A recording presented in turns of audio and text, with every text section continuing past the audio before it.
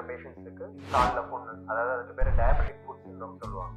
Diabetic வந்துச்சு அப்படின்னா காலில் புண்ணு வர ஆரம்பிக்கும் இல்லையா? புண்ணோட வர்ற பேஷண்ட்ஸ் வந்துட்டு நீங்க என்ன சார் அது கியூர் பண்றதுக்கு அட்வைஸ் பண்ணீங்க? ஃபர்ஸ்ட் ஸ்டேஜ் எந்த மாதிரி அதை கியூர் பண்ண முடியும் அப்படின்னு? பொதுவாக டயபெட்டிக் இருக்கிற பேஷண்ட்ஸ்க்கு இன்ஃபெக்ஷன்ஸ் வர்றதுக்கு நிறைய சான்சஸ் இருக்குது.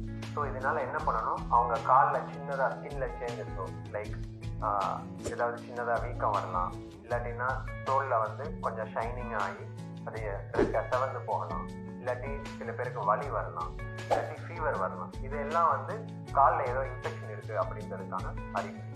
ரொம்ப ஏர்லியாக, அதாவது அவங்க சிம்டம்ஸ் வந்த உடனேவே வந்து பார்த்தாங்க அப்படின்னா மாத்திரையிலையோ இல்லை நரம்பு ஊசிலையோ ஐவி ஆன்டிபயோட்டிக்ஸ்லையோ சரி பண்ணுறதுக்கு நிறைய சான்சஸ் இருக்குது.